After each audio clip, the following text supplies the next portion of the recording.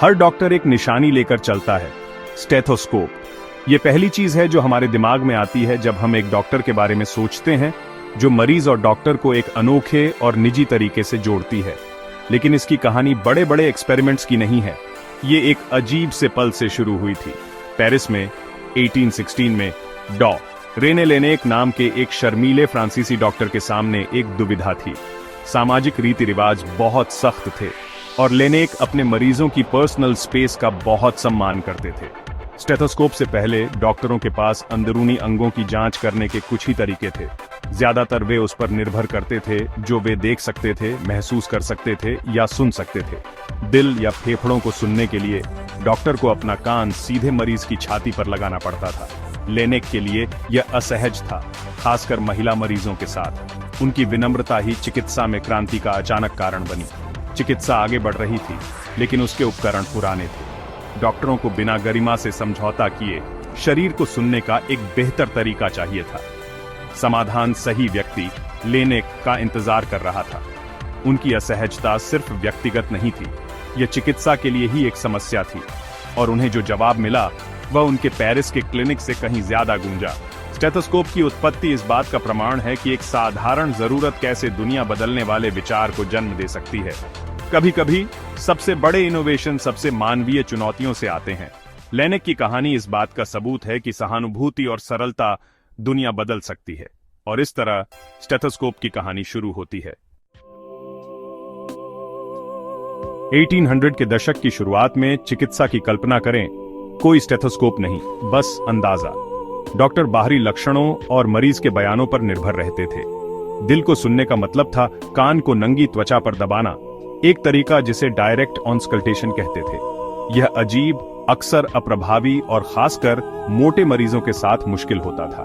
सामाजिक नियम इसे और भी असहज बनाते थे, खासकर पुरुष डॉक्टरों और महिला मरीजों के बीच। स्वच्छता एक चिंता का विषय था। डॉक्टर कान से छाती के संपर्क से बीमारियों को फैलाने का जोखिम उठाते थे। एक और तरीका, परकशन, छाती पर थपथपाना, केवल अस्पष्ट सुराग देता था। इन तकनीकों का मेल ही डॉक्टरों के लिए सबसे अच्छा था। चिकित्सा जगत एक बड़ी खोज के लिए बेताब था। शरीर के रहस्यों को सुनने का एक नया तरीका चाहिए था। बदलाव के लिए मंच तैयार था। टर्निंग पॉइंट 1816 में पेरिस के नेकर अस्पताल में आया। डॉ लेनेक को सीने में दर्द और तेज धड़कन वाली एक युवा महिला की जांच के लिए बुलाया गया। पर्क्शन फेल हो गया, उसके शरीर ने आवाजों को दबा दिया। डायरेक्ट ऑन्स्कल्टेशन अनुचित और असहज लगा।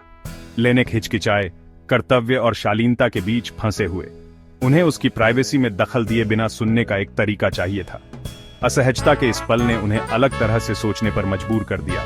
उन्हें एक पुल की जरूरत थी, कुछ ऐसा जो सीने से कान तक आवाज ले जाए। समस्या तुरंत और व्यक्तिगत थी। जरूरत और प्रेरणा टकरा गईं। एक साधारण, अजीब पल चिकित्सा को हमेशा के लिए बदलने वाला था। जैसे ही लेनेक ने सोचा, उन्हें बच्चों का एक खोखले लट्ठे से सुनना याद आया। उन्होंने महसूस किया कि आवाज ठोस चीजों से बेहतर ट्रैवल करती है। प्रेरित होकर उन्होंने कागज की चादरें मोड़कर एक ट्यूब बनाई। उन्होंने एक सिरा मरीज की छाती पर रखा, दूसरा अपने कान पर। तुरंत उन्हें उसकी धड़कन सुनाई दी, जोर से और साफ। कागज की ट्यूब ने उनकी कल्पना से बेहतर काम किया। पहली बार शरीर की छिपी हुई धुनें सामने आईं। वह स्पष्ट रूप से गड़गड़ाहट, घरघराहट और चटकने की आवाजें सुन सकते थे। इस साधारण प्रयोग ने निदान को बदल दिया।